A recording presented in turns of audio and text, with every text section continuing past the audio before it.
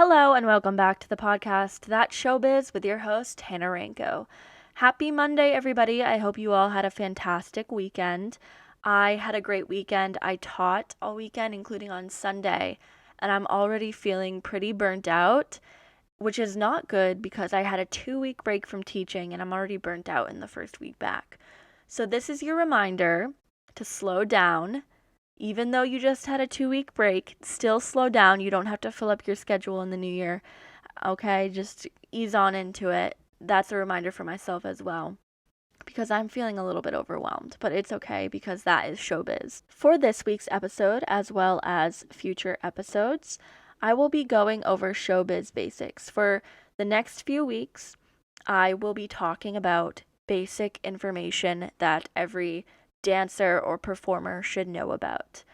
These episodes can serve as educational tools for yourself or your dancers, because I'm not only going to be talking about the information, but I'm also going to provide a bunch of materials for you and your students in the show notes. I did do some research on these topics, so you can check out the articles I used in the show notes. Total transparency, my inspiration for this was the fact that I am currently working on my curriculum for my Endicott classes, and I teach a commercial dance course that I pretty much teach the same material, but I like to try to experiment with how I'm getting it across. And I am going to share some of these podcast episodes with my students as assignments, because as I'm sure some of you who teach at a college level know, it is really hard to fit in everything you want to fit in a semester. So I'm going to have them listen to this podcast, and also it's beneficial for me and the podcast, so it's a win-win. So if you are an Endicott student listening to this podcast for an assignment, good for you, A+, you got this. We are going to get into the first episode of this podcast, and that is Headshots 101. Let's dive right in and get into the material.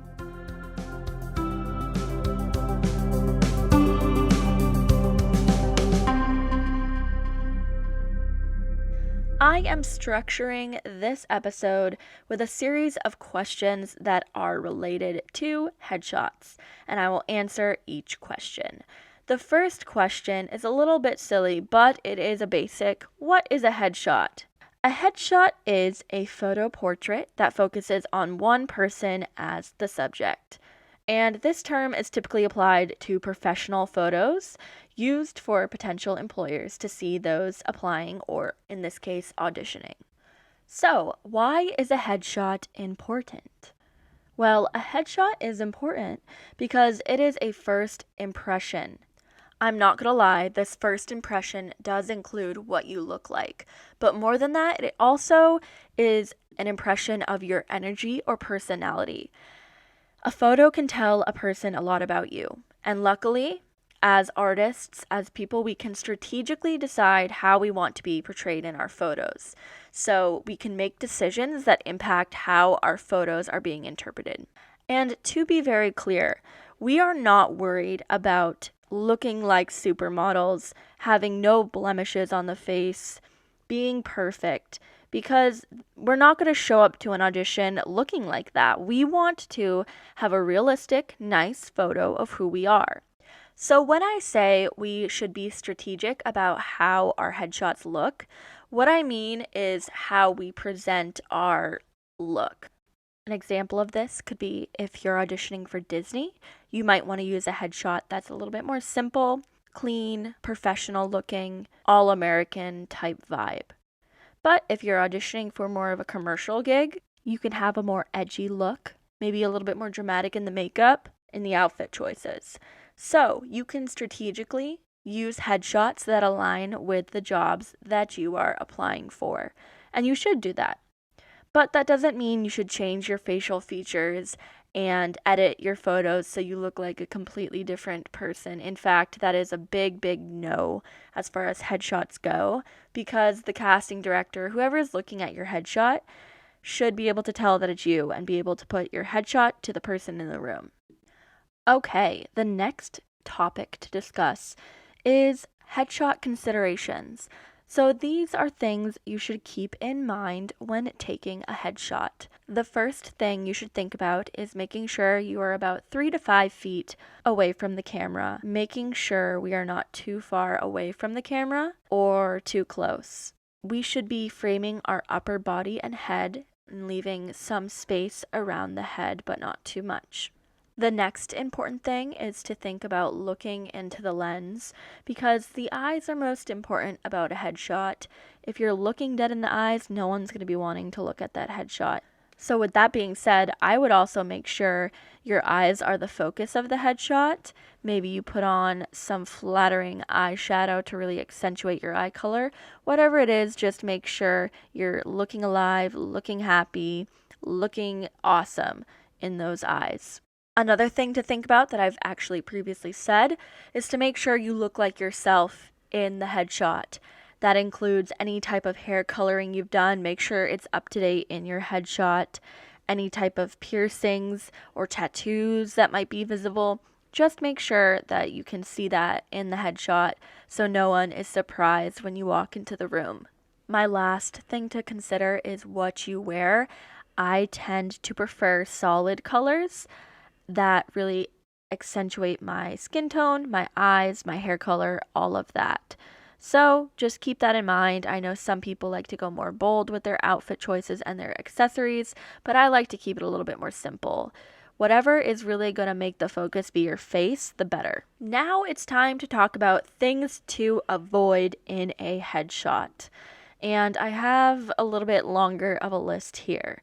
The first one is any type of shadows on the face. Your face should be the focus, as I've said, so just make sure the lighting is on point. Also, avoid selfies. That should be self-explanatory, but I've seen it, and I should just tell you to just stay away from it. Just no selfies, please. Keep the selfies to Instagram. The next thing to avoid is too much distance in your headshot. It should really, again, like I've said, be focused on the face.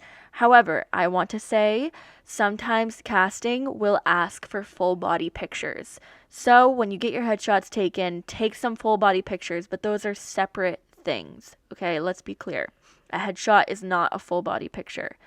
So just keep that in mind because I've been asked that a lot in my career. The next thing to avoid is too high or too low of a camera angle because it will make your face look really weird. Also, distracting backgrounds. I prefer either blurred out background or just a solid studio colored background. That's what I prefer. Just, again, focus is the face. And finally, like I've said before, no distracting outfits. Although, if you are auditioning for certain things, you can go a little bit more bold, but the focus should be on the face. That is the motto for headshots. Focus on the face. Okay, the next conversation we are going to have is a hot take on my end, and that is whether you should get professional photos or more DIY photos done. All my life, I've been told professional photos. And I do see the value in professional photos. With a professional photo session, you get an artist, a photographer that knows how to light your face, that knows how to light your skin tone and all of that, hopefully if you're getting a good quality one. And they know how to angle you so you look good, and they can tell you chin up, chin down, tilt your head, whatever it may be, so that you have your features looking their best. And also, a professional photographer knows how to get the best quality photos and all of that. So all of that is very beneficial, and I see the value in that if you have the funds to do so, because it can get very pricey very fast.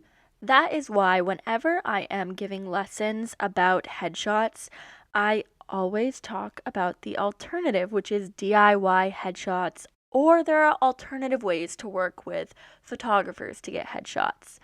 I just think it is a really privileged take to tell students, young students, that they need these hundreds of dollars of headshots. Because when I was a college kid, I was told that, and that was not realistic for my situation, and I couldn't go ask my parents for that. So I had to figure out ways to navigate that as a young student. One way I navigated that was using the resources I had around me. So I had a lot of fellow dancers who knew what to look for in a headshot, but also could not afford the cost of professional headshots. So one of my friends had a really nice camera. We went to the campus center at my school, and it had really nice lighting and a nice white backdrop. And we all took headshots, and they came out pretty good considering they were free, and we all got to have these headshots and use them for professional gigs. And I've gotten hired a lot of times with those headshots. So it is not necessary to get these insanely high priced headshots, although, again, there is a lot of benefits to having that. But if you are a young artist, sometimes that's just not realistic, and you have to find other ways to get the headshot done. And if you are in a situation where you don't have a camera, you don't know anybody that has a camera, I'm just going to be real. It is 2024, technology is improving, and we have awesome cameras on our phone. And if you go to portrait mode and you have a nice natural lighting, you can take really, really nice headshots on your phone. In fact, I've done this before, and they've turned out pretty good, and I've actually used them a couple of times. I'm not even gonna lie. So don't be afraid to DIY it. And if anybody tries to shame you for that, say goodbye, good riddance, okay? Because yes, like I've said, professional photos are very, very, very important. If you have the means to get professional photos done, you definitely should. But that is not realistic for everyone, and I don't want this idea that you have to have a certain financial stability in order to have a career in the arts, because that is just not true. I've been in many lectures where I've been told that if you're not willing to spend all this money on headshots, then that's like not being willing to invest in your career. And again, I just think that's a privileged take. Not everybody has the financial stability to do that, and it doesn't mean we care about our careers less. It just means that we have other expenses and other responsibilities that some people do not have. So I always like to offer a range of options for people. My last tip for getting headshots is something called time for print. And I do this with a lot of photographers, amateur photographers that are really, really talented. Sometimes photographers who are just wanting to experiment and practice will offer something called time for print. So, in exchange for your time and willing to be an experiment for them, they are willing to give you photos for free. So if you wanted headshots, you could just say, hey, can we get some headshots? And I'm sure they would be more than willing to do that for you. I've gotten a lot of free photo shoots this way, and it's beneficial for everyone, in my opinion, because they're also getting photos that they can use for their portfolios as well. But I should be very clear, please do not reach out to all these photographers and say, hey, can you do photo shoots, without clarifying that you're looking for time for print, because that's just not cool and you're going to take advantage of photographers' time. So just be aware that not every photographer is willing to offer time for print because they are a business. With that being said, when you are looking to get professional headshots done, make sure you do your research about what photographer you want to use, because every photographer has a different style and you want to make sure their style matches your vision for what you want your headshots to be. So look at their Instagrams, their websites, look at other dancers and see who they're using as a photographer, and make sure you pick your photographer wisely so you're spending your money wisely. So, the next question is, what should you do in preparation for your headshot session? The first thing you should do is make sure you find some inspo photos. Before every photo shoot, I like to make a board on Pinterest of the look I'm trying to go for, because you should make sure you have an idea of what you want to look like in your photos. And also, it will help the photographer if they need any guidance for what you're looking for. Also, you should make sure you plan your looks ahead of time. And I have to say, every time I've gone into a photo shoot, I've brought a suitcase with me. I feel like I have plenty of outfits, plenty of looks, and then I get to the photo shoot and I'm like, darn, I wish I brought more outfits. So I feel like the more the better. You can always not use an outfit, but you can't add on any more if you don't have any more outfits planned, right? So always just over plan rather than under plan, I'd say. And then finally, I just recommend test running your makeup and hair and just making sure it's going to look really great for the camera. And also just making sure that whatever you do choose is something that you would be able to replicate at an audition. Okay, we are approaching our last question of the day, and that is, how do we use a headshot?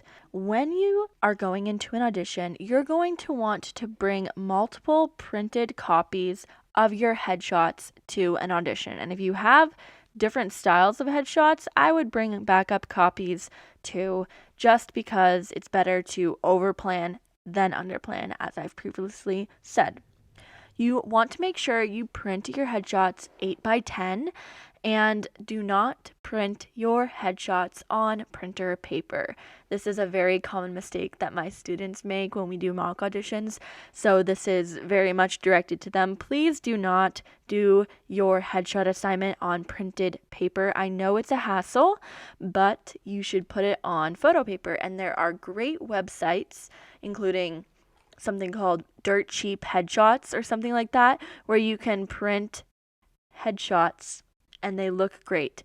Be warned that when you go to something like CVS or Walgreens to print, the glossy finish can kind of look really unprofessional. It can make your skin tone look weird. So personally, I would invest in getting headshots printed on a website that specializes in that. I will list a few websites that can print headshots in the show notes, so please go check that out. In addition to just having better quality print, you can also put your name at the bottom of your headshots, and that's something a lot of people will do just to be able to allow casting directors, whoever's looking at your headshots, to be able to quickly look at your name instead of having to flip it over and look on the backside for your name. Which leads me to the next important part about a headshot. When you go into an audition, you're going to also want to print your resume and staple it to the back of your headshot. And in my opinion, this can just be on printer paper because you're putting it on the photo paper of the headshot. You're going to staple it on all four corners, and this is very, very important. It might not seem like it, but you have to staple, and you have to do it on all four corners, because casting directors are going to be flipping a lot of people's resumes over. And if you use a paper clip or you tape it or some other weird method, that was my dog. He just drank out of the toilet. Anyways, if you use any weird method to attach your headshot to your resume, a lot of bad things can happen, and people don't have time for that. They're going to just be like, oh, this shit resume can't even be properly attached to a headshot. Goodbye. Just leave. So just make sure it is properly secured together. Also, pro tip, I bring a stapler to all of my auditions, a little mini one. They're not that expensive. Not only will this allow me to staple anything that I need to staple, but you might be able to make a friend who also needs your stapler. So just pack it in your audition bag. It's better to be over-prepared than under-prepared. Okay, my dog is coughing up a storm, and also, I'm done with everything I need to talk about. So it is time to wrap up this episode. Please make sure you follow the podcast Instagram at ShowbizBabyPod, and also feel free to follow my personal Instagram at Ranco. If you have any questions or concerns about this week's episode, or you're interested in being interviewed for a future episode, please email me at showbizbaby@gmail.com. Biz with a Z for the Gmail and also the Instagram. please share this podcast. Let's get it out there. Let's build a community and have a great rest of your Monday. Happy dancing. Have a great week. Goodbye, everybody. Woohoo! Yeah! That's Showbiz. Woohoo! Yeah!